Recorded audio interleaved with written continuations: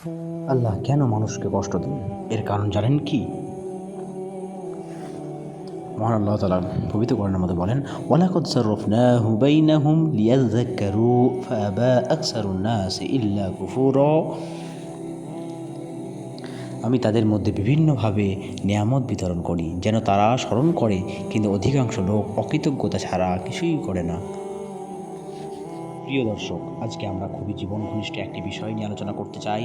আমাদের জীবন নানান দুঃখ কষ্ট, জীবন জীবিকার অনিশ্চয়তা এবং অর্থ কষ্ট আমাদের জীবনে যেন এক চরম দুঃখ টেনে আনে। কেন আমাদের জীবনে এসব দুর্যোগ ও দুঃখজনক ঘটনা ঘটে? আমরা কি কখনো ভেবেছি? প্রিয় দর্শক, ইসলাম বিদ্বেষীদের একটি কমন প্রশ্ন, আল্লাহ থাকতে এত প্রাকৃতিক দুর্যোগ কেন? এত ভূমিকম্প হয় কেন? বন্যা হয় কেন? দুর্ঘটনায় এত মানুষ মারা যায় কেন? স্রষ্টা যদি সত্যি থেকেই থাকেন তবে তিনি কেন মানুষকে এত দুঃখ কষ্ট ও বিপদ দেন? স্রষ্টা যদি থাকতেন তবে তার সৃষ্টিকে সাহায্য করতেন, এইভাবে তাকে বিপদের মধ্যে ফেলতেন না। আমরা অনেক সময় বলি, আল্লাহ কেন আমাকে এত কষ্টের জীবন দিলেন, যেখানে অন্যরা কত শান্তিতে আসে? আমার কপাল এরকম শয়তান স্বামী পড়লো কেন? আমার কপালে এরকম জল্লাদ বউ পড়লো কেন? আমি তো 5 ওয়াক্ত নামাজ পড়ি, রোজা রাখি, কোনোদিন ঘুষ খাইনি, কিন্তু তারপরেও আমার ক্যান্সার হলো কেন?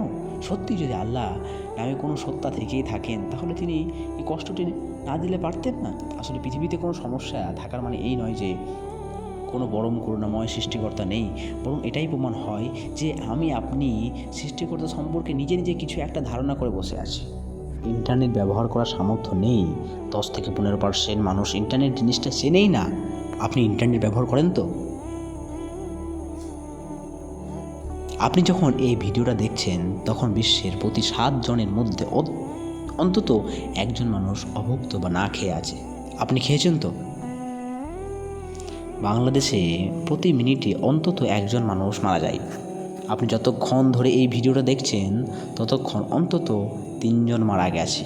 আপনি এখন বেঁচে আছেন তো? এভাবে আল্লাহ তাআলা বিভিন্নভাবে নানা উপায়ে বিভিন্ন ক্ষেত্রে আমাদেরকে নিয়ামত দান করেন। আল্লাহ তাআলা ইরশাদ করেছেন, ওয়ালাকাদ সাররাফনাহু বাইনাহুম লিয়াযযাক্কারু ফাআবা আকসারুন নাসি ইল্লা কুফুরা। তাদের মধ্যে বিভিন্নভাবে নিয়ামত বিতরণ করি যেন তারা স্মরণ করে, কিন্তু অধিকাংশ লোক অকৃতজ্ঞতা প্রকাশ করা ছাড়া কিছুই করে না। সূরা ফুরকান।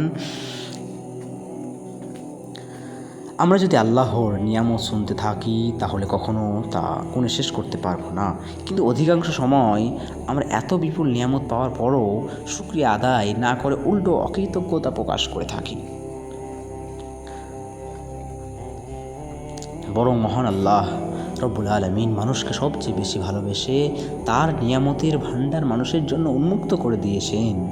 যেমন তিনি আরও বলেন, ألم تر أن الله سخر لكم ما في السماوات وما في الأرض وأسبغ عليكم نعمه ظاهرة وباطنة।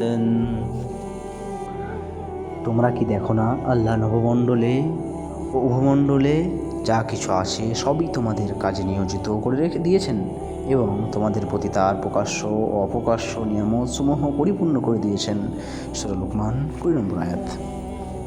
তাহলে প্রশ্ন আসে যে মহান আল্লাহ রব্বুল আলামিন যদি মানুষ জাতিকে এত নিয়ামত দিয়ে থাকেন, এত অনুগ্রহ করে থাকেন, তাহলে তিনি কেন মানুষকে বিপদ আপদ থেকে মুক্ত করেন না? আর মানুষকে কষ্ট দিয়ে তার কি লাভ?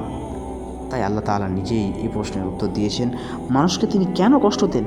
এত অসীম রহমতের অধিকারী হওয়া সত্ত্বেও তিনি কেন মানুষকে বিপদ আপদ দেন? তার উত্তরে পবিত্র কোরআন কারীম স্বয়ং আল্লাহ রব্বুল আলামিন নিজেই বলছেন,